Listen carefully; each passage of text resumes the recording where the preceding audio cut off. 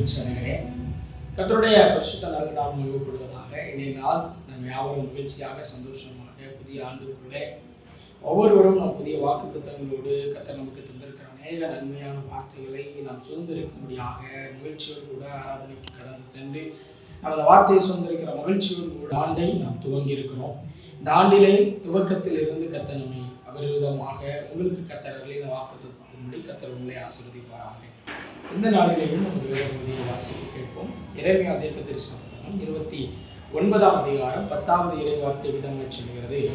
பாபிலோனிலே 70 வருஷம் நிறைவேறின பின்பு நான் உங்களை சந்தித்து உங்களை இவ்விடத்திற்கு திரும்பி வர பண்ணும்படிக்கு உங்கள் மேல் என் நல் வார்த்தைகளை நிறைவேற பண்ணுவேன் என்று கர்த்தர் சொல்கிறார். என்னை கேட்கிற அன்பான தேவஜனங்களே, இந்த நாளிலே எரேமியா தீர்க்கதரிசன புத்தகம் 29ஆம் அதிகாரம் விவிதமாய் இஸ்ரவேல் ஜனங்களுடைய தேசத்திற்கு அவர்களை மறுபடியுமாய் திரும்பி வர பண்ணி அவர்கள் மேல் வைத்த கர்த்தருடைய நல்ல வார்த்தைகளை எல்லாம் நிறைவேற பண்ணுவேன் என்று ஆண்டவர் இந்த ஆண்டிலே நமக்கு வாக்கு பண்ணுகிறார். இந்த நாளிலேயும் சபையுடைய வாக்கு தத்துவமும் அதுவாகத்தான் இருக்கிறது. கர்த்தர் சொல்லுகிறார், இந்த ஆண்டு அவர்களை சந்திக்க போகிறாராம்.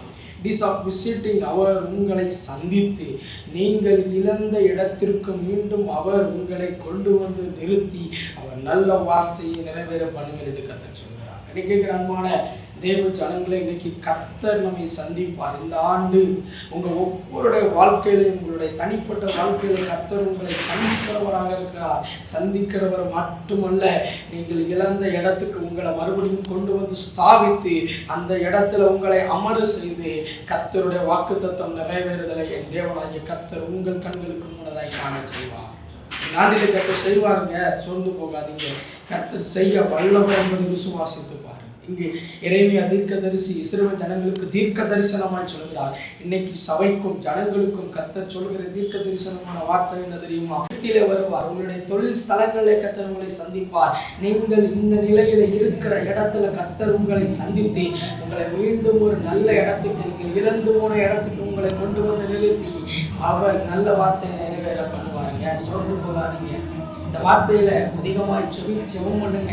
இந்த வார்த்தையை உங்களை கையில வைத்து எரேமியா தீர்க்கதரிசன புத்தகம் 29:10 சொல்லி தேவனிடத்துல அறிக்கை பண்ணுங்க. அதுக்கு அடுத்த வாக்கியம் சொல்கிறது, அவைகள் தீமைக்கல்ல சமாதானத்துக்கு ஏதுவான நினைவுகளே.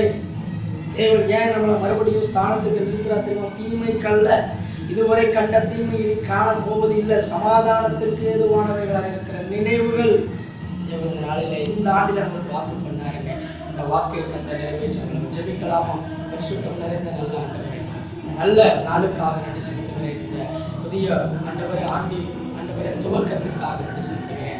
நீர் எங்களை சந்தித்து எங்களை மறுபடியும் எங்களுடைய ஸ்தானத்தில் எங்களை ஸ்தாபித்து எங்களுக்கு கர்த்தர் சொன்ன வார்த்தையை நிறைவேற்றுவேன் என்று சொல்லுகிறேன். அதற்காக நாங்கள் நன்றி செலுத்துகிறோம். என்னுடைய கரங்களை தொடர்ந்து நடத்தட்டும், ஆசீர்வதிக்கட்டும். இயேசுவின் நாமத்தில் பிதாவே, ஆமென்.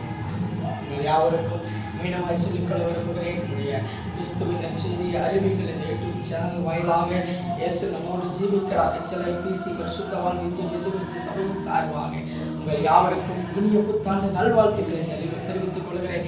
கர்த்தர் உங்களை இந்த வாக்கின்படி நல்ல வார்த்தையை உங்களுக்கு நிறைவேற பண்ணி கர்த்தர் ஆசீர்வதிப்பாராக. God bless you.